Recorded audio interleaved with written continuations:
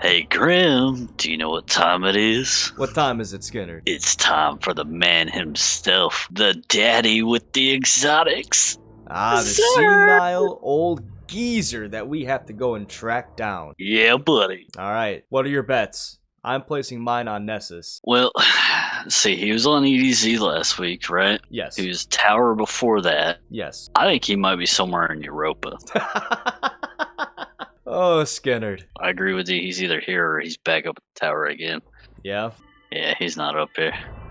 Fuck it. Alright, to the tower? To the tower. I think he's back up there. Don't tell me he's gonna be sitting in the EDZ again. Fucking again? Wait. He's here. Ah! Alright, So, guys. Exo, Let's see what he's got for us today. I bring gifts of the nine. Alright, as always, we have the exotic engram for 97 legendary shards. We have the Monte Carlo, which does an amazing thing with your melee. Dealing damage with this weapon reduces your melee cooldown and grants a chance to fully recharge your melee ability with each kill. It's very useful for very certain builds out there, and might be something nice to have for Arc 3.0. For the hunters, we got the Mechaneer's Trick Sleeves. Boost sidearms, especially when you're wounded. Those are for hunters. Meh. Innatus Wards. Sliding reflects project. Wow, really? For the Titans? I didn't know that was a thing. Interesting. Like, dude. That's actually pretty cool. Damn crayon eaters. And of course, we have the Phoenix Protocol for the Warlocks. Kills and assists you make while standing in your Well of Radiance return super energy. Good for GMs and raids. Alright. Think about that for a second, though. The sliding reflects projectiles. Yes. If I can get my tongue to work. How often, realistically, are you going to actually use that? Well, if you pair that with a shotgun that uses slide shot, that could be a fairly decent play right there. If you use your Void build, you can keep that Void overshield on your Titan for a decent bit. Yeah, but if you're going into like Grandmasters or dungeons, realistically, how often are you going to be sliding around with a shotgun everywhere? Oh, no. For high-end PvE content, this would not do the trick. This is more for, like, I would think, trolling in PvP. Kind of what I was getting at, the trolling part. This, honestly, has no realistic use, in my opinion. As far as I can tell, no. Yeah, maybe somebody out there will prove us wrong. I mean, there's always the chance. Back to the matter at hand. Let's check out the legendary weapons. We got the Lonesome Sidearm today with a ranged masterwork with Arrowhead Break, Fluted Barrel, Armor Piercing and High Caliber, Outlaw, and Opening Shot. That's actually a decent sidearm right there. With the ranged masterwork? Yeah, that could be good.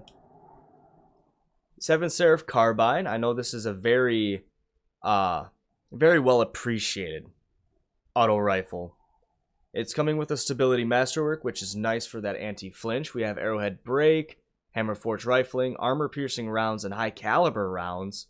Hip Fire Grip and Rangefinder. This is a solid PvE and PvP 7 Serif. It's not the best, but it's solid. So if you don't have one, might as well pick it up. We got the Grid Skipper with a range masterwork. With Arrowhead Break and Polygonal Rifling, Ricochet rounds and Flared Magwell, Heating Up and Snapshot Sights. That is a great Grid Skipper. That's dangerous in PvP right there. Toil and Trouble Shotgun. Reload Speed Masterwork with Smooth Bore and Corkscrew, Assault Mag and Accurized Rounds, Threat Detector and Outlaw. Personally, I'm not a fan of shotguns, but that seems like it's decent. I could be wrong. I don't ever use them. Truth Teller, Void Grenade Launcher with a Handling Masterwork. We have it with Hard Launch and Linear Compensator, Blinding Grenades, Spike Grenades, Grave Robber, and Disruption Break. Disruption Break doesn't really do much for this role right here. Blinding Grenades is great, especially if you're having trouble clearing lost sectors on Master difficulty, trying to farm those exotics, but in terms of its second perk slot with Disruption Break, that's not all that great. The Interference Heavy Grenade Launcher. Arc. We have it with the Velocity Masterwork. Volatile Launch, Counter Mass, Thermoplastic Grenades, and Augmented Drum. Clown Cartridge and Swashbuckler. That's a decent PvE roll. Nothing special. Stars in Shadow. With the Stability Masterwork, the stability is already really high on this pulse. We have it with Polygonal Rifling and Small Bore, Extended Mag and Alloy Mag, Quick Draw or Surplus, Elemental Capacitor, and One Quiet Moment. I know that's a very popular pulse rifle. And last, for the Legendary Armor, we have the Lost Pacific set. So if you don't have this, it might be a good time to pick it up and fill out your transmod collection.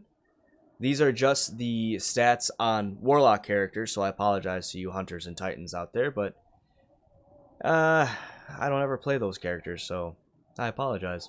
Hawkmoon.